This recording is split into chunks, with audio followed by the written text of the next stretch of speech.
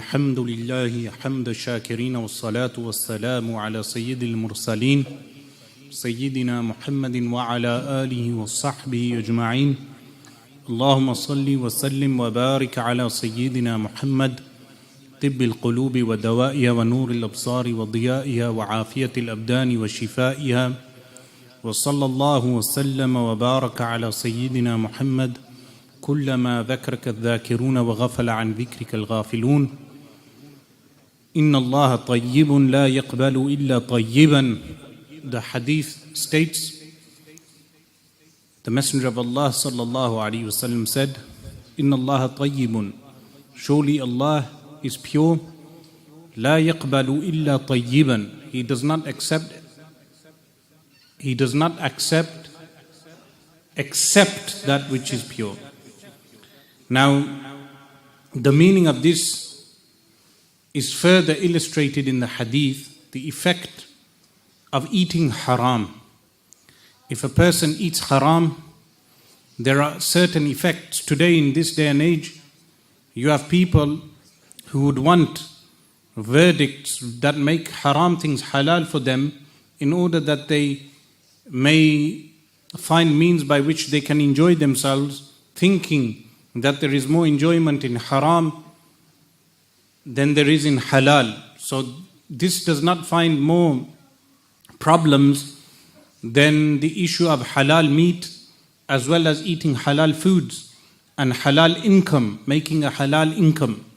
A man came to Al-Imam Abu Hanifa rahimahullah ta'ala and he complained regarding anxiety and worries and stress. He had worries and stress in his life, anxiety in his life, not knowing what causes these problems in his life. So Al-Imam Abu Hanifa rahimahullah ta'ala said to him, what is the source of your income? He showed Al-Imam Abu Hanifa rahimahullah ta'ala the sources of income and the methods of trade that the person did. And from that source he would earn 5 dinar on a daily basis. 5 dinar. 1 dinar, by the way, is 5 grams of gold. So 25 grams of gold on a daily basis the man was earning. 5 dinar.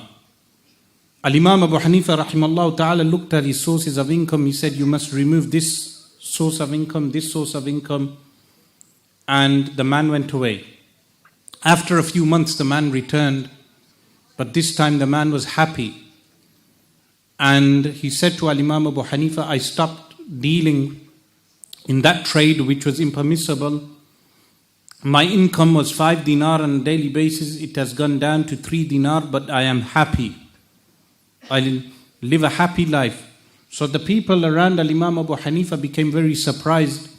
They inquired, how come this man was earning 5 dinar on a daily basis, but now he is earning less? He is happy. Al-Imam Abu Hanifa rahimahullah ta'ala said, because he has removed al-malul mashbuh, doubtful wealth from his earnings, Allah subhanahu wa ta'ala has removed the bad effects of those earnings. So earnings have an effect on the heart, and as well as the food that we may eat has an effect on the heart. Once a man went down to see one of the pious people of Allah subhanahu wa ta'ala. When he went to the house, the son opened the door, and the son was very arrogant and did not have the mannerisms of the father. So when they met the father, they inquired, they said, how come he doesn't have the mannerisms that you have? Meaning, a pious man with a son who was disobedient. The man replied, meaning the wali, the friend of Allah subhanahu wa ta'ala, responded by saying, one time I was invited to someone's house who had doubtful earnings. When he had doubtful earnings, I ate from the food.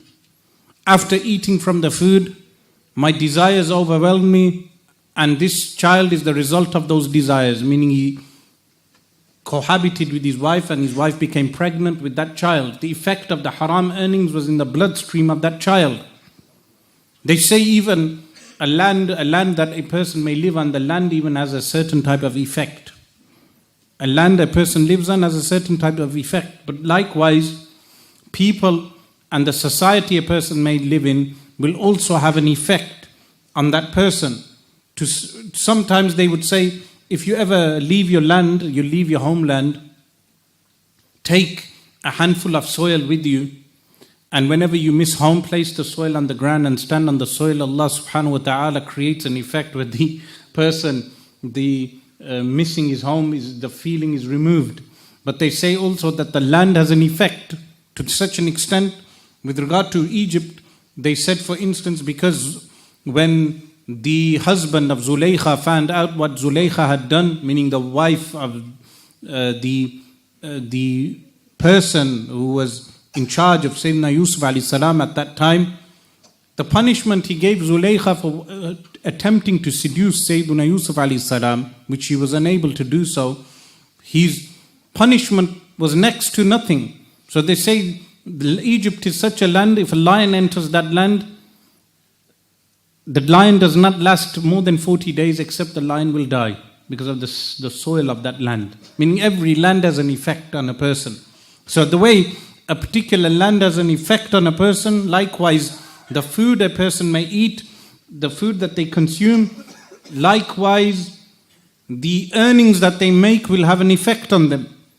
If they commit dhulm, oppression upon people while making those earnings, then that will have an effect also. In fact, what oppression does is remove the barakah, blessings from something. A king once was passing by some land, farmland, and he observed that there was a cow in that land that would give the milk of over 30 cows. One cow that would give the milk of over 30 cows. So what the king intended to do was to steal that cow or to take the cow by force.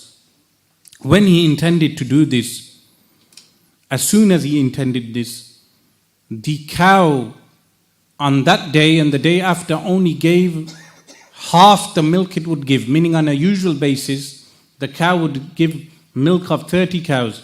But the next day, it gave only the amount of 15 cows, meaning the milk reduced. So when the king sent out his people in order to inquire why the milk had reduced, they brought the farmer to the king.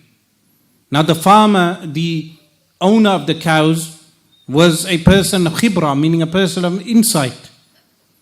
He said to the king inquired, he said, why has the amount of milk reduced in the cow that you had? The farmer responded by saying that the pastures are the same, the cow still grazes on the same land. I cannot think of any other reason except that your Royal Highness intended to take this cow away from me by force. And the effect of that is that Allah subhanahu wa ta'ala removes the barakah, the blessings of anyone who intends to do dhulm. Anyone who intends to oppress, Allah subhanahu wa ta'ala will remove the blessings from their earnings. This is the effect of just intending dhulm, meaning when a person intends to do dhulm. So imagine a person who on a regular basis consumes haram, meaning eats haram. He knows McDonald's, the beef burgers, the meat is not slaughtered in a correct way. He knows Nando's, the meat is not slaughtered in a correct manner, but he decides to eat from there. Likewise, the KFC bucket, he knows the chicken is not slaughtered in the correct manner. He eats that type of food. He eats food which is not slaughtered correctly, and he eats foods which are impure. Eventually, the amount of haram that a person may eat will affect him. Someone may say, how? When we say that a person is made from the soil, commonly we say that the Quran says, وَمِنْهَا خَلَقْنَاكُمْ, and from it, meaning the earth, we created you. But when we are created from the earth, how is that? When a child is growing in the fetus of his mother, and when that child is growing, the fetus is nurtured by the blood of the mother. The blood of the mother is nourished by the food that the mother may consume. Where does the food come from? The food comes from the land. Even the meat a person consumes, the meat will come from animals, and the animals are grazing on the land. It's an effect of the land. So if the mother is consuming haram, the effect is such that the meat, that the flesh that the child is growing with, that flesh, if it is made from haram, then the person has haram throughout his bloodstream. Likewise, when we eat, we are nourishing ourselves. If we eat halal, the halal food will have an effect. If we eat from the hands of pious people, the food will have an effect. Meaning the distinction today, people, they spend so much money on these takeaways and even these dessert parlors. So many people, they eat out in different dessert parlors, and the prices are in fact extortionate. Now today everyone is crying about Brexit and how prices will go high. But if you look at the amount of unnecessary spending that many people do, you'll realize one of those unnecessary types of spendings is in these dessert parlors. They go to these dessert parlors and they have desserts costing £8, £6, and you look at the amount that is placed on the plate, the amount is not even worth £1 or £2, meaning the extortionate prices. People pay for these things, and then they have no barakah, blessings in their earnings. They have no blessings in their earnings because the income bracket is low, but the lifestyle is, meaning they attempt to maintain a high lifestyle. And this is why so many youth want to make easy money. When they want to make easy money, that means that they do not want to work. When they do not want to work, meaning hard grafting or earning money from the sweat of one's brow, when they do not want to do this, they attempt to make money from the wealth which is acquired through haram, impermissible means. One of those impermissible means is through selling drugs. Meaning what type of drugs? Of course, when I use the word drugs, sometimes some people will say pharmacy. Being a pharmacist is permitted. We know pharmacy is permitted and those type of drugs are permitted, but the type of drugs I mean are narcotics that are sold on the streets. The effect of selling those drugs, people may think that they are earning quick money, easy money, but the barakah will be removed. The blessings will be removed. That money will become a curse. How will that money become a curse? So many people, they complain regarding worries and stress, but if you notice, there will be people who own off-license businesses, they own or they may earn money through haram income. Any haram income. How? Different ways of earning haram, meaning declaring money. For instance, as an imam of a masjid, at one point someone said to me, why do you declare your entire income? Why do you declare your entire income? If you declared less, you will get more money from the government. But the person doesn't realize that if I were to declare less, the extra money that I will receive from the government is earned through a lie, by lying. When I earn that money, that bad money that I am earning will have an effect on me. When I feed myself and I feed my children, it will have an effect on them also. If this is just about declaring, just not declaring or declaring, which is a controversial issue because people will say the taxman taxes too much in this country, so we have a reason for doing so. What about the reasons that are very explicit, like earning money through drugs, earning money through alcohol? When people earn this money, eventually they may think the money is easy money. In reality, it's not easy money as well, because so many of those people who work in those alcohol off licenses, they do 12-hour shifts, 14-hour shifts. Some of them may even do 16-hour shifts. They have on athlete's foot, meaning keeping the same shoes on and the same socks on, and they work day in, day out. They do not see their families. There's no barakah in that earning. They may think the money is good. Then what happens is that as a result of such an earning, they will have an effect, bad effects in their lives. Meaning they will have depression, they will have different problems, but they are not realizing one of the causes of that is earnings. So why do they resort to haram earnings? Because of the lack of tawakkul, reliance upon Allah subhanahu wa ta'ala. Meaning, they seem to think that if we do not earn our earnings through this means, we will not be able to feed our children. we will not be able to make a living, or we will not be able to sustain ourselves. Not knowing that when Allah subhanahu wa ta'ala closes a door, Allah subhanahu wa ta'ala also opens many doors. Meaning if one door is closed, Allah subhanahu wa ta'ala will open many doors. Recently when I went to Malawi, how the people in Malawi, how they live, is majority of the population, is that they have seeds. They place the seeds. Now the soil of Africa, the rest of Africa, aside from Egypt, I mentioned Egypt, but the rest of Africa is fertile soil.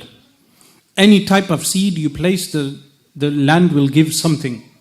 So what they do is that they place the seeds into the ground and then they wait for the rainy season. When the raining season comes, the rain will come and then the ground will give some vegetation, different types of vegetation.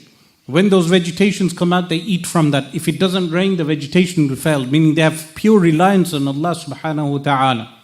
This strong reliance on Allah subhanahu wa ta'ala is that a person realizes and knows that if he stops doing haram for the sake of Allah subhanahu wa ta'ala, if he stops selling drugs for the sake of Allah, Allah subhanahu wa ta'ala will open many doors for him in halal income.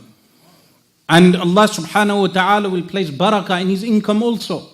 But if he continues to sell drugs, remember, when people buy alcohol, when they come to these off licenses, some of those people are from broken homes. Some of those people are drinking to such an extent that they may be abusing their own children. Some of them may be wife beaters. Some of them may do other acts of oppression due to alcohol. Additional to that, the same with drugs. What happens is that the wrath of Allah subhanahu wa ta'ala will come down upon those who are selling those drugs. Do not ever think that because we are Muslims, Allah subhanahu wa ta'ala will protect us from His wrath if we continue doing certain sins. Sometimes Allah subhanahu wa ta'ala will punish Muslims and will not punish the disbelievers.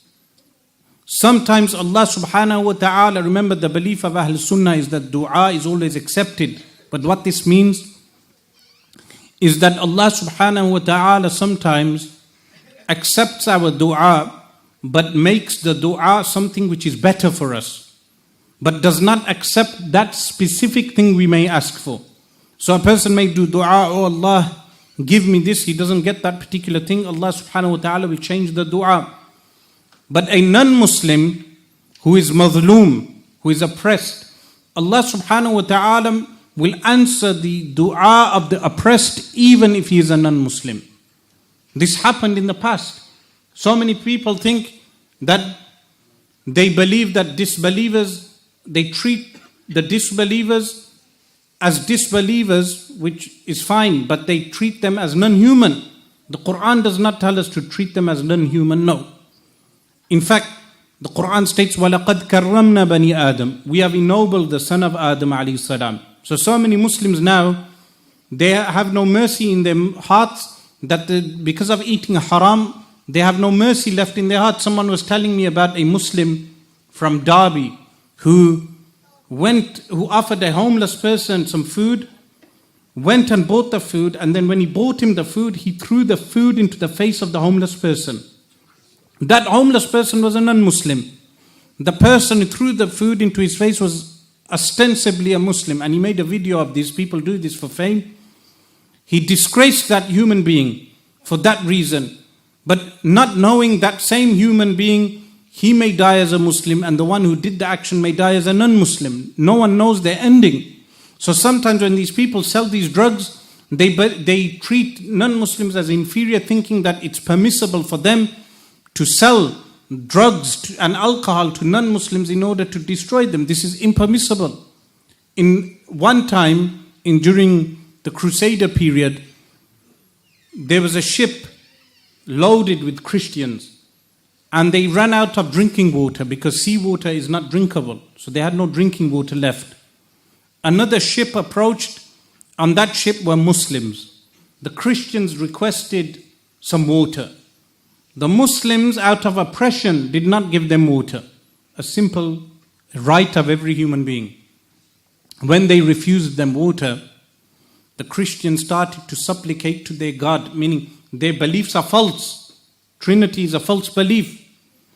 But Allah subhanahu wa ta'ala answered their prayer because they were madhloom, because oppression was done on them.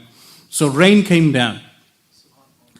When the Muslims saw this, they started to open the Quran and they supplicated to Allah subhanahu wa ta'ala. When they supplicated to Allah subhanahu wa ta'ala sent down a storm which destroyed the ship and the Muslims were drowned.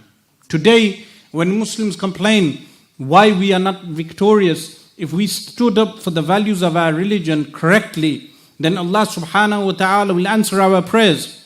But when we move away from the correct teachings of our religion, when we start oppressing humanity and remove the mercy, the hadith states, Ar-Rahimuna yarhamuhumur Rahman. That Ar-Rahimuna, the ones who have mercy, yarhamuhumur Rahman. Allah, meaning Ar-Rahman, has mercy upon them. Irhamu man fil ardi. Have mercy for those on earth. Yarhamkum man fis sama. The one who is lofty, meaning Allah subhanahu wa ta'ala, will have mercy upon you. So the mercy can only come if the person is eating halal. If he's earning halal and he's having a halal income, eating halal, he will show mercy. But if he is eating haram, if he is peddling drugs, if he is peddling alcohol, if he is committing crimes like some of these pedophile gangs that groomed Muslim and non-Muslim girls, meaning the media says only non-Muslim girls, these people have no mercy. They groomed Muslim and non-Muslim girls. They had no mercy for the makhluk of Allah, for the creation of Allah subhanahu wa ta'ala.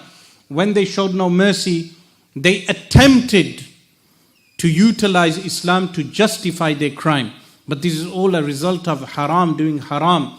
Meaning by eating haram, by earning haram, the heart goes dark, and also by talking and saying things in a haram way. Al-Imam Malik bin Dinar rahimahullah ta'ala says, anyone who feels the hardness of the heart, his heart has gone hard, meaning anything that is said, he doesn't feel the effect. Meaning admonishment. If he's admonished, he doesn't feel the effect. And his body has aches. He has aches and pains in his body. And he feels that his sustenance, his rizq is being decreased. Al-Imam Malik bin Dinar rahimahullah ta'ala says this is a result of him speaking about something which did not concern him. Just by speaking about something which did not concern him. If this is the result of speaking about something which did not concern him, imagine the result of committing oppression against others and eating haram and then swearing and abusing others. This effect, the long-term effect of drug dealing and the long-term effect of earning haram is such that in one masjid in Birmingham, this actually happened. They were collecting donations. A man who makes his money from haram, meaning a person who sells alcohol, he donated £50. When he donated £50, what should the masjids have said? We cannot accept your donation because your earnings are haram. This is what the ulama, but most mosques are not, but even with ulama and others, they should say firstly, we cannot accept. Meaning we'd rather not build a masjid than build the masjid with the haram. But what did they do? They said the £50 will go towards the toilets, it's fine. Meaning they gave a fatwa. The committees sometimes give fatwa without consulting. This is another issue in many masajid. So when they put the £50 towards the toilets, what started happening is the smell of the people going to the toilet start entering the masjid. So what they had to do is demolish all the toilets and rebuild the toilets again. I said to them at that time, this is the result of just taking, they knew the money is from alcohol. This is not referring to if you do a bucket collection and people may put in haram, you're not questioned regarding that. But if you know a local person who sells alcohol and is telling you this money is from haram income, never take that income for the masjid because the money is haram. Meaning, when the money, haram money will go in, the barakah will be gone. Barakah, blessings, is more important than numerous wealth. Meaning, you could be earning £150 a week, and someone could be earning £600 a week, but because Allah subhanahu wa ta'ala places barakah in your £150, that £150 will last you. You may spend £50 on bills, £50 on food, and have £50 left over. The man who is earning £600 a week, every week his £600 is going and he doesn't feel satisfied. Yes? So living in this country, do not become like the Bani Israel. The Bani Israel were living in the desert. They were eating al-man wa salwa. They were meaning Allah subhanahu wa ta'ala sent al-man wa salwa. It was a honey-like food. They had a bird that they would eat, a partridge. Some of you may know partridge through the Christmas carol, but the partridge is, salwa is a partridge bird.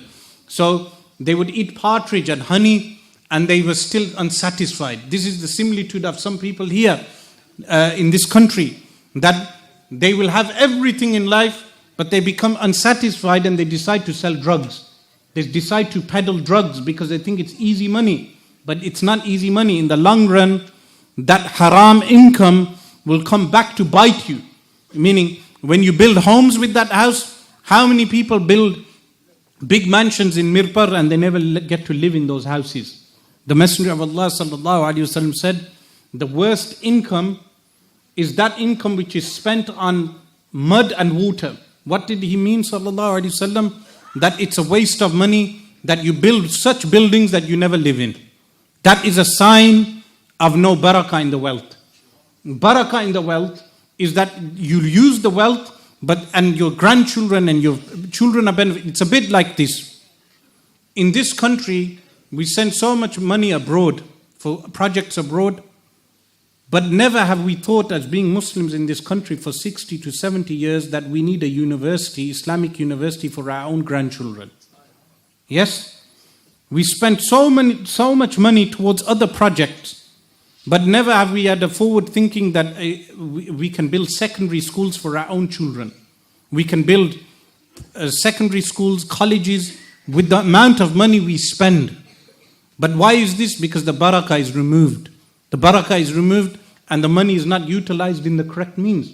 So, my message today to people say, especially the youth, but not only the youth, the elders as well, if you know your son is dealing drugs, you should give him one warning. He stops selling drugs or he will be kicked out the house. Because what will happen if your son is selling drugs, when he destroys the lives of other families and breaks up other families, what happens with some of these drug addicts is that they become so addicted to drugs, they may even steal their mother's jewelry. Yes, some of them they steal everything from their mother and father, and their parents die in depression because of their son. The dua of those parents will go onto your child if your child is dealing drugs. That will affect your life. So you give them one warning. If your son is bringing a car which is worth £15,000 and all your life you worked in a factory and you were unable to buy such a car, you should realize that there is a reason why he's able to earn such money. Do not think I will take a few £1,000 from him and build an extension. This is what happens in certain areas in Birmingham. Parents take the money, they never ask where you get the money from. They may build extensions and take benefit from the money that is being earned. But all that money will come back to bite you. When you're old, you will remember my face. When he came to Banbury and he delivered this lecture and he said, this will come to bite you again. Yes? So always be careful regarding halal income. And I also tell ulama as well, ulama, scholars, they should declare their income and not take extra money also, because they should be role models for everyone else. May Allah subhanahu wa ta'ala enable us to eat halal, to earn halal. And those brothers who deal drugs, if they are not present in this masjid, those of you who are present in the masjid, relay this message to them. Make them do tawbah and stop. Once they do tawbah and stop, they should repair the damage that they have done also. repairing how? The money that they have made, are they allowed to reinvest that money into a halal business? The answer is no. All the money that is made from haram cannot be reinvested. You cannot have money laundering in Islam. You get dirty money and then reinvest it into a halal company. No. The money that is dirty, you go and give it to a drugs rehabilitation center. You go and donate it to somewhere that the money will be used in order to alleviate this country from its drug problem. We ask Allah subhanahu wa ta'ala to make us understand our religion correctly and not to utilize our religion when it suits us and to abandon the religion when it doesn't suit us. Meaning, Ya ayyuhalladhina amanu udkhulu fi silmi kafa. O you who have believed, enter Islam, into Islam, silm meaning Islam, kafa meaning entirely. Do not take part of the religion and what doesn't suit you. We ask Allah subhanahu wa ta'ala to enable us to do tawbah. أقول قولي هذا واستغفر الله لي ولكم وأتوب إليه.